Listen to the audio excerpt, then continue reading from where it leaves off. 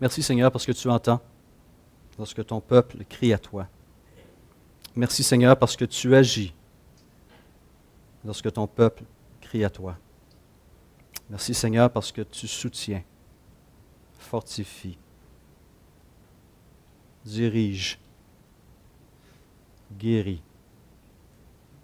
Merci pour ta parole qui est maintenant devant nous, qu'à travers elle aussi nous puissions t'entendre, qu'à travers elle nous puissions nous laisser façonner, transformer, encourager, fortifier, pour que nous puissions persévérer jusqu'à la fin dans cette marche, dans cette voie que tu as tracée d'avance pour nous en Christ Jésus. Amen.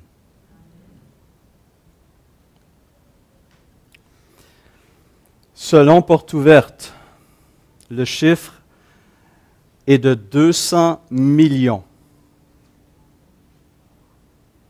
200 millions de chrétiens à travers le monde qui sont persécutés à cause de leur foi en Jésus-Christ.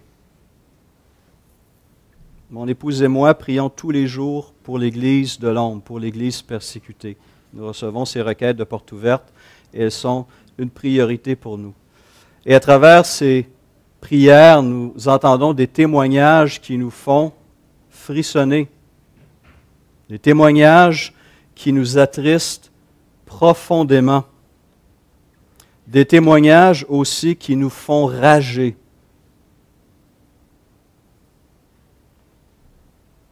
Criez à Dieu pour que justice soit faite. C'est pourquoi je dois vous avouer que j'ai de la misère avec certains textes de la parole de Dieu. Beaucoup de misère. Des textes comme Matthieu 5, 43, 46, qui dit, « Vous avez appris qu'il a été dit, tu aimeras ton prochain et tu haïras ton ennemi. Mais moi, dit Jésus, je vous dis, aimez vos ennemis. Bénissez ceux qui vous maudissent. Faites du bien à ceux qui vous haïssent et priez pour ceux qui vous maltraitent et qui vous persécutent. » Et il ajoute la raison pourquoi. Afin que vous soyez fils de votre Père qui est dans les cieux, car il fait lever son soleil sur les méchants et sur les bons, et il fait pleuvoir sur les justes et sur les injustes. Un autre texte avec lequel j'ai de la misère, et je le partage régulièrement, parce que c'est au cœur de la vie chrétienne, au cœur de ce que Dieu demande à ses disciples. Romains 12, 12 à 21. Réjouissez-vous, mais il précise, en espérance. Soyez patients dans l'affliction. Persévérez dans la prière. Bénissez ceux qui vous persécutent. Bénissez et ne maudissez pas. Ne rendez à personne le mal pour le mal. Recherchez ce qui est bien devant tous les hommes. S'il est possible, autant que cela dépend de vous, soyez en paix avec tous les hommes.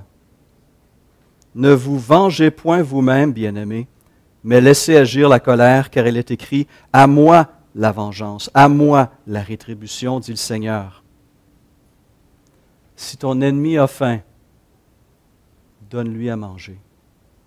S'il a soif, donne-lui à boire, car en agissant ainsi, tu amasseras des charbons ardents sur sa tête. Ne te laisse pas vaincre par le mal, mais surmonte le mal par le bien. Et comment concevoir de cette persécution qui frappe tant de nos frères, de nos sœurs, alors que nous vivons avec un Dieu tout-puissant qui nous aime et qui veut notre bien? C'est pas facile de réfléchir à ces choses. Mais c'est une question très importante pour plusieurs de nos frères et sœurs en cet instant même dans plusieurs régions du monde. Et pour tous ceux qui souffrent entre les mains d'hommes injustes et mauvais. Essayons un petit peu de comprendre ce matin ces choses. Et pour nous aider dans cela, nous allons regarder un personnage bien connu du nom de Joseph, que nous retrouvons dans un premier temps en Genèse, chapitre 37. Dans ce passage de Genèse 37, l'auteur du livre, Moïse, nous décrit le type de rapport que ce jeune homme entretient avec son père, Jacob ou Israël, et ses frères. Et lorsqu'on lit ce récit, on voit que c'était pas facile. C'était pas rose. D'un côté, on a le papa, Jacob, qui manifeste une affection particulière pour ce fils, premier-né de son épouse préférée, il faut le dire, Rachel, ce qui n'aidait pas aux relations fraternelles, il faut l'avouer. Et on avait ce jeune homme, Joseph, qui avait aussi des songes et qui partageait d'une manière plutôt maladroite ses songes avec ses frères.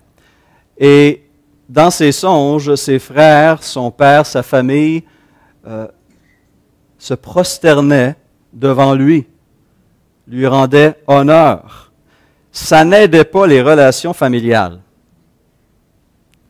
En fait, ses frères étaient remplis de jalousie, de colère contre leur frère Joseph à cause de tout ce qu'il leur disait et disait d'eux à leur père.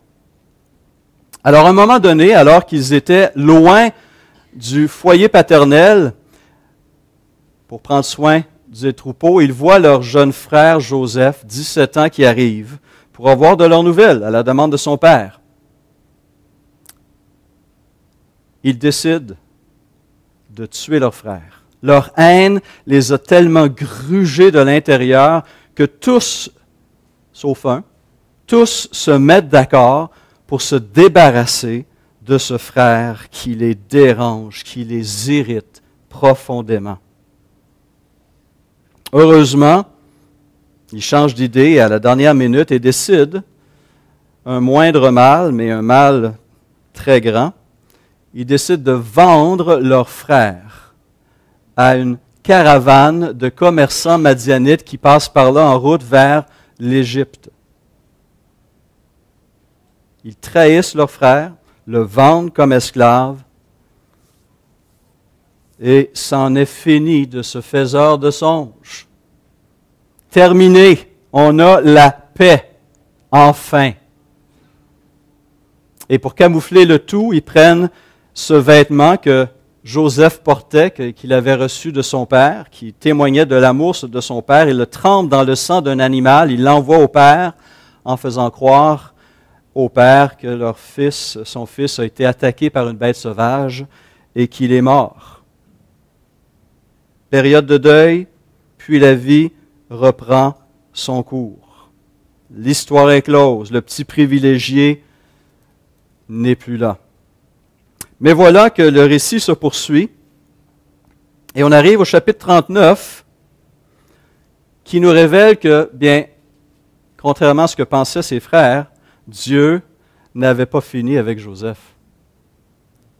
Dieu, en fait, avait un plan très important pour Joseph, et à travers ce plan qu'il avait préparé pour Joseph, il allait bénir son père Israël, il allait même bénir ses frères, et même bénir ce pays où il se retrouve esclave. Et cette bénédiction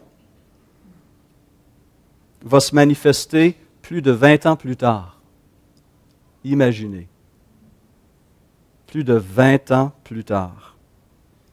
Mais dans l'immédiat, la situation ne regarde pas bien. Genèse 39, 1 commence ainsi. « On fit descendre Joseph en Égypte, et Potiphar, officier de Pharaon, chef des gardes, égyptien, l'acheta des Ismaélites qu'il y avait fait descendre. » Donc il est amené, jeune homme, 17 ans, imaginez, amené dans un pays étranger où on parle une langue étrangère, où on adore des dieux étrangers, il est arraché à sa famille, à sa culture, à son pays, à sa langue.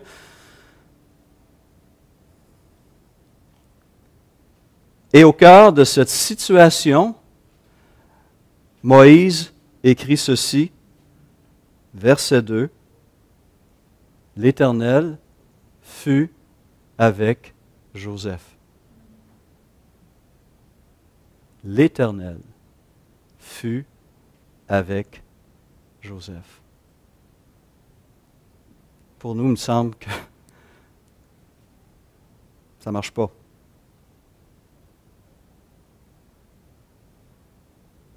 Au cœur de ses souffrances, au cœur de la trahison de ses frères, au cœur de son esclavage, de ses injustices flagrantes, Dieu est avec Joseph.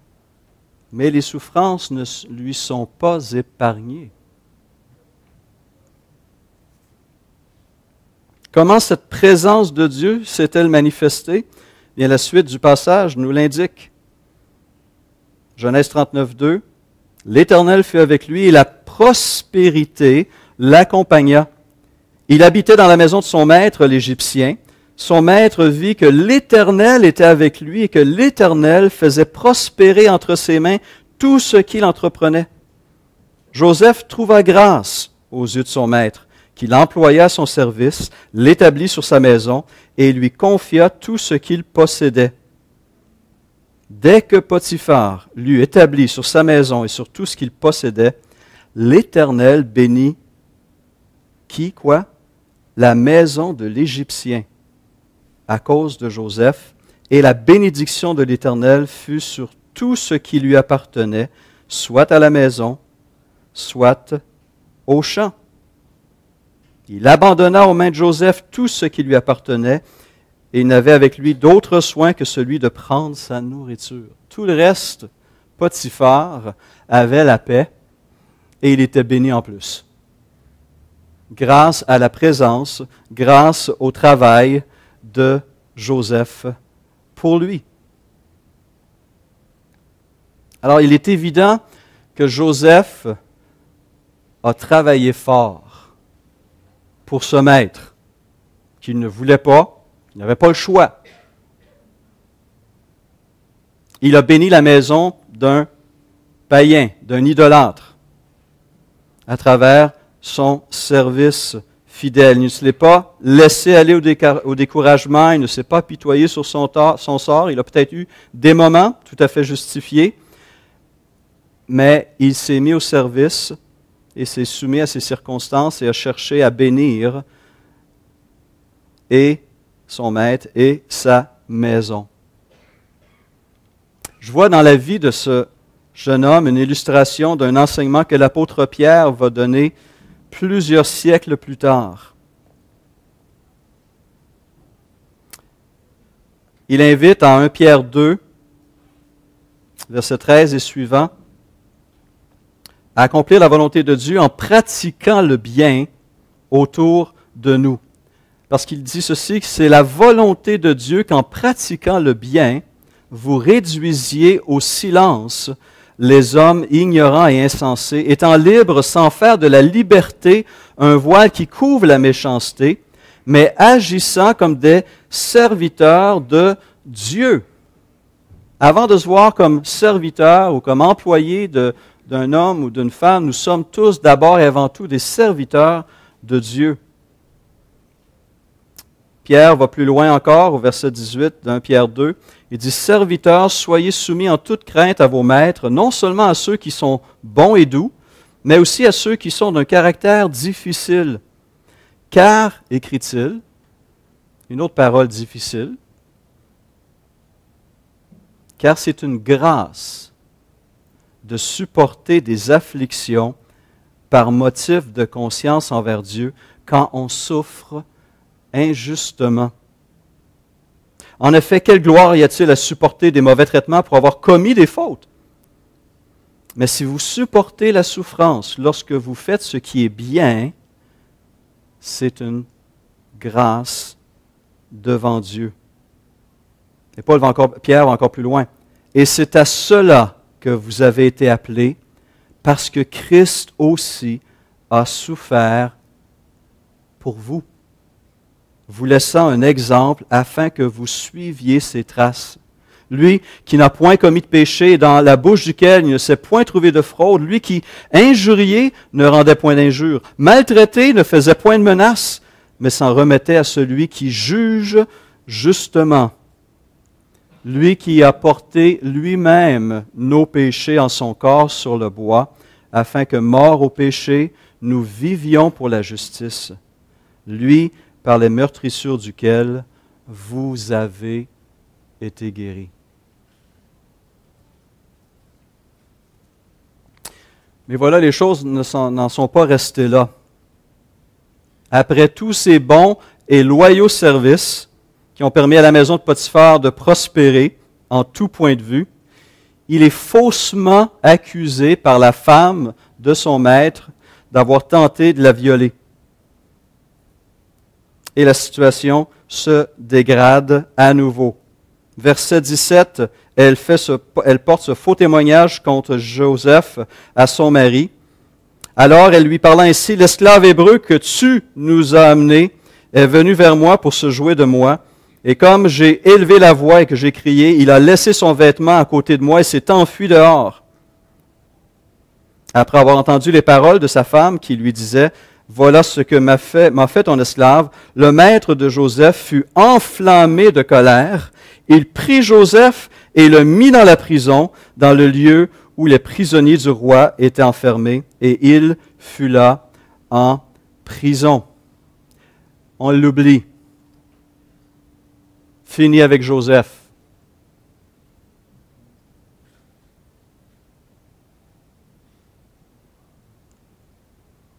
Et qu'est-ce qu'on lit immédiatement après? L'Éternel fut avec Joseph. À nouveau. Essayons de comprendre ces choses. L'Éternel fut avec Joseph et il étendit sur lui sa bonté. Il le mit en faveur aux yeux du chef de la prison, et le chef de la prison plaça sous sa surveillance tous les prisonniers qui étaient dans la prison, et rien ne s'y faisait que par lui. Le chef de la prison ne prenait aucune connaissance de ce que Joseph avait en main, parce que l'Éternel était avec lui, et l'Éternel donnait de la réussite à ce qu'il faisait. Comme Dieu avait béni Joseph en bénissant son travail et bénissant Potiphar, il fait la même chose maintenant pour le chef de prison. Et il bénit la prison et son responsable. Surprenant, n'est-ce pas? Très surprenant. Au-delà des questionnements qu'on peut avoir sur la souffrance, dans ce texte, Dieu veut nous communiquer une vérité, une certitude. Il n'abandonne pas ses enfants et qu'importe les circonstances dans lesquelles on peut se retrouver, Dieu agit encore. Dieu agit encore dans ses enfants et à travers ses enfants. Alors, c'est parfois facile pour nous de l'oublier, ici, à Québec, dans le confort, dans tous ces services, dans tous ces organismes communautaires qu'on a vus hier, Lorraine et moi, tous ces ministères et ces activités qui viennent bénir notre communauté, mais nous vivons encore. Nous sommes encore dans un monde déchu, profondément marqué par le péché. Et si je regarde à ce monde pour voir mes désirs les plus profonds, mes aspirations les plus grandes comblées, je serai déçu. Ce monde va décevoir un jour ou l'autre. Il est brisé. Il est brisé. Malheureusement, certains chrétiens essaient de vivre dans ce monde comme si tous leurs rêves pouvaient s'y réaliser.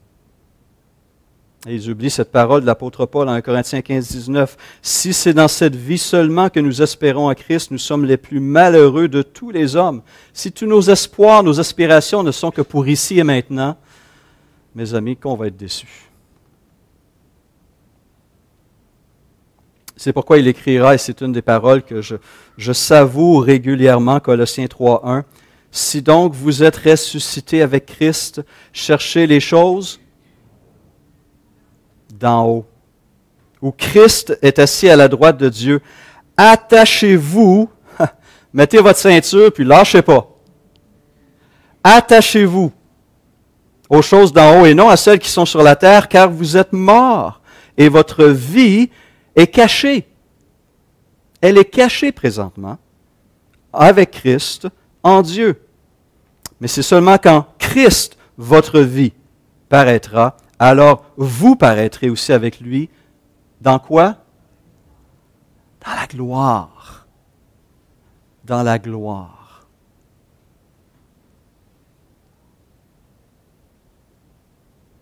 Faussement accusé et maintenant prisonnier, Joseph aurait pu trouver toutes les excuses possibles et les justifications pour s'abandonner au désespoir, mais encore une fois, il n'en fait rien. Son zèle, son attitude est remarquée et il va même bénir les prisonniers et la prison où il se retrouve. Et à nouveau, dans cette situation, Dieu est avec lui. Ce qui est intéressant, c'est que le texte précise bel et bien que c'est avec Joseph que Dieu marchait. Mais remarquez que c'est Potiphar et toute sa maison qui est bénie. C'est le geôlier et toute la prison aussi qui en est bénie. Et dans quelques temps plus tard, ce sera toute une nation, et ce sera même sa famille et ses frères qui l'ont vendu, qui l'ont trahi, qui seront bénis à travers Joseph. Et lui, pendant ce temps-là, travaille avec des chaînes aux pieds et un collier de fer au cou, comme le souligne le psaume 105, verset 18. Pas très logique, ça, hein? Non. On a besoin de réaliser, et c'est une réalité pour nous aussi, que Joseph n'a été qu'un instrument dans la main de Dieu, un canal où la bénédiction de Dieu s'est déversée sur d'autres. Joseph a été un homme qui s'est donné à Dieu, mais qu'ensuite Dieu a donné aux hommes, même à ses ennemis, même à ses adversaires.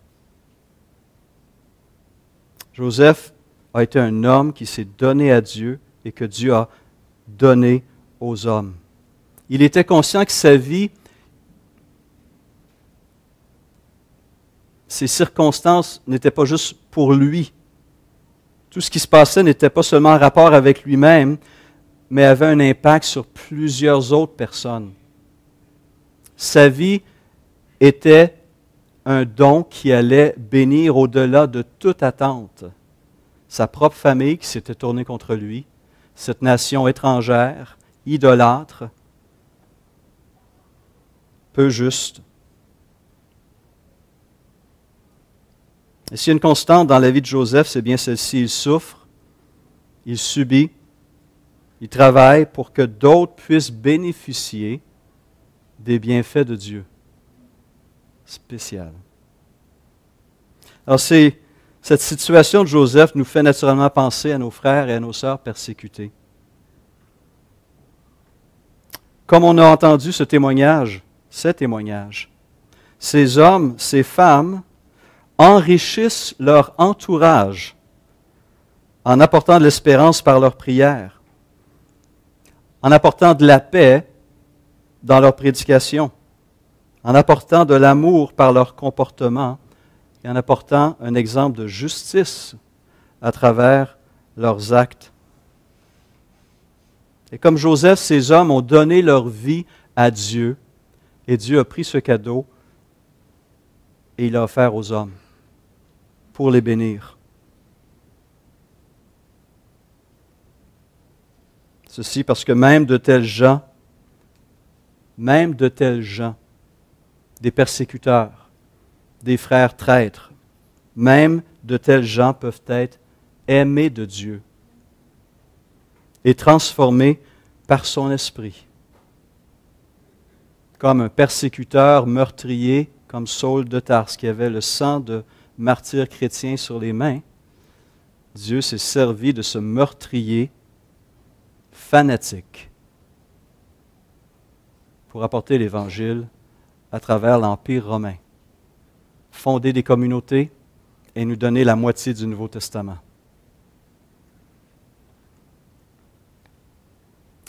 Nos frères, nos sœurs persécutés vont suivre ainsi la trace de la plupart des prophètes du Seigneur, des prophètes de Dieu et des apôtres de Jésus-Christ.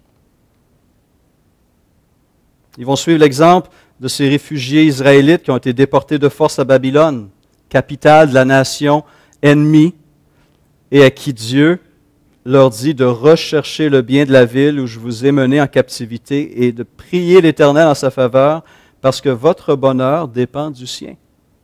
Dieu voulait aussi bénir ces communautés par leur présence, par leur témoignage de vie, par cette vérité qu'ils allaient proclamer. J'ai besoin de regarder au-delà, et je me parle à moi, au-delà de mes ambitions personnelles. J'ai besoin de regarder au-delà de mon désir de confort, un désir naturel. Je veux être confortable. Je veux avoir mon foyer où je peux relaxer, où je peux lire mes livres et je peux faire plein de choses que j'aime faire. J'aime mon confort. Qui n'aime pas le confort? Mais je n'existe pas pour mon confort. J'existe pour mon Maître, pour mon Seigneur et pour mon Sauveur, pour rechercher avant toute chose son royaume et sa justice, d'être un citoyen de son royaume et d'être un ambassadeur.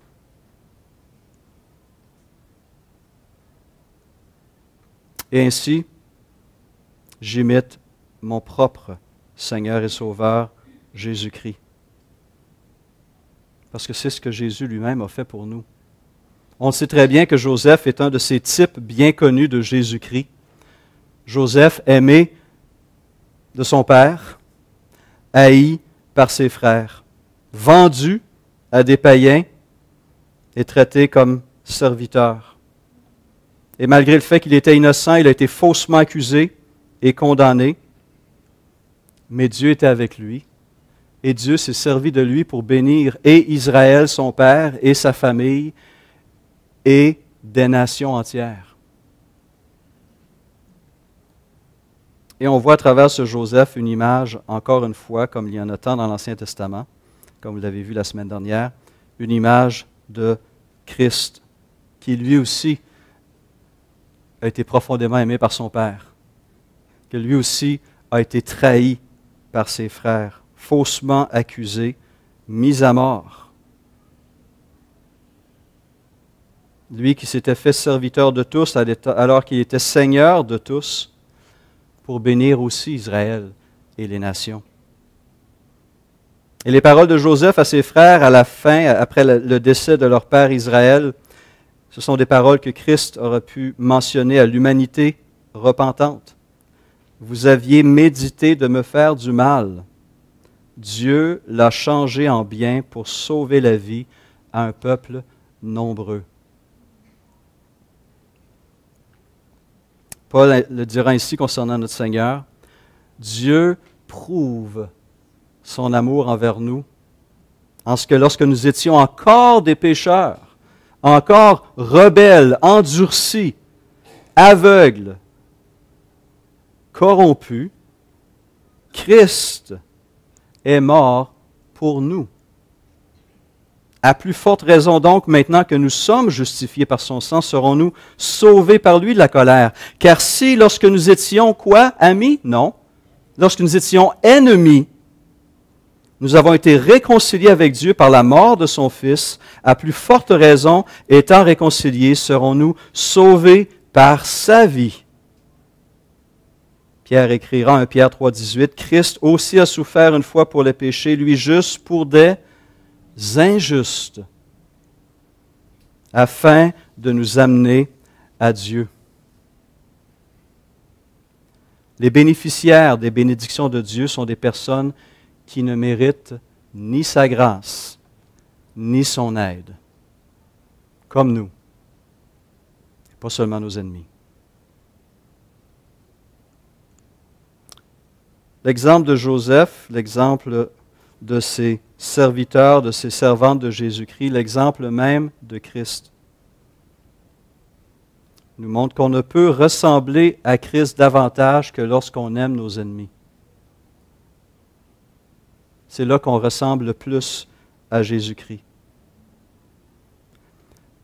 Mes frères et sœurs, je ne veux pas aimer mes ennemis, je ne peux pas aimer mes ennemis par moi-même.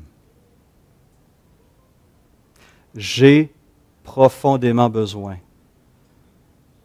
que l'amour de Christ remplisse mon cœur, remplisse mes pensées, me lave de la colère qui m'habite, de la haine qui me gruge de l'intérieur, de la soif de vengeance qui m'habite. J'ai besoin d'être transformé par cet amour, de me laisser laver, inonder, transformer et de laisser cet amour de Christ vivre en moi. Il n'y a rien de plus fort que cela. Et Christ veut le faire en chacun d'entre nous. Et c'est pourquoi nous devons nous tourner vers lui avec espérance et assurance et lui demander de faire cette œuvre. L'auteur de l'Épître aux Hébreux dit ceci, « Puisque nous sommes entourés d'une si grande nuée de témoins, rejetons tout fardeau et le péché qui nous enveloppe si facilement et courons avec persévérance l'épreuve qui nous est proposée. Faisons-le en gardant les regards sur Jésus, qui fait naître la foi, et il y a une deuxième partie, la mène à la perfection. » En échange de la joie qui lui était réservée, Jésus a souffert la croix en méprisant la honte qui s'y attachait et s'est assis à la droite du trône de Dieu. Et donc, il y a cette vérité que je ne saisis pas encore, mais qui est manifestée dans ces paroles. Heureux ceux qui sont persécutés pour la justice, car le royaume des cieux est à eux. Heureux serez-vous lorsqu'on vous outragera, qu'on vous persécutera, qu'on vous dira faussement de vous toutes sortes de mal à cause de moi, dit Jésus. Réjouissez-vous et soyez dans l'allégresse, parce que votre récompense sera grande dans les cieux, car c'est ainsi qu'on a persécuté les prophètes qui ont été avant vous. C'est ainsi qu'on a persécuté notre Seigneur qui était avant nous. Mais la grâce a triomphé. Le pardon a triomphé. L'amour a triomphé. Christ a triomphé. Et nous triompherons avec et à travers lui. Prions. Seigneur Jésus, nous reconnaissons à travers ces paroles notre profonde faiblesse. Seigneur, je ne parle pas pour les autres, je parle pour moi. Je reconnais ma profonde faiblesse dans ces choses, mon incapacité naturelle de faire ce que tu demandes. Mais je te demande pour moi et pour mes frères et sœurs ici, pour mes frères et mes sœurs qui, dans certaines régions du monde, vivent des circonstances que je ne pourrais imaginer. Seigneur, je te prie pour eux et pour nous, s'il te plaît, lave-nous à nouveau. Lave notre cœur, lave nos pensées de tout ce qui pourrait nous amener à faire le contraire de ta volonté, nous amener à donner une image faussée de toi. Lave-nous de la colère, s'il te plaît, de la haine, du désir de vengeance. Aide-nous à te faire confiance dans ton jugement, que ce que tu veux faire en nous et à travers nous va bénir. Va te bénir toi d'abord, à travers notre obéissance et notre foi et notre confiance et notre espérance. Mais que tu puisses te servir de nous aussi pour bénir ceux qui sont autour de nous, amis et ennemis. Parce que tu te sers de cela pour transformer d'autres vies. Seigneur, on a besoin de toi, on veut le faire avec ta puissance. Remplis-nous, s'il te plaît, de ton esprit ce matin. Que cette semaine, nous puissions marcher dans la puissance de l'esprit. Rechercher à chaque instant ta justice, ton royaume, rempli de ton amour, de ta présence, rempli d'espérance. Aide-nous à être lumière et sel. À Québec, dans nos familles, dans nos milieux de travail, s'il te plaît. Que ta paix repose sur chacun d'entre nous, par Christ, notre Seigneur.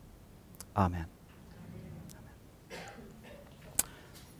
Ne cessons pas, s'il vous plaît, de prier pour nos frères et pour nos sœurs. Ils en ont besoin. Bon dimanche.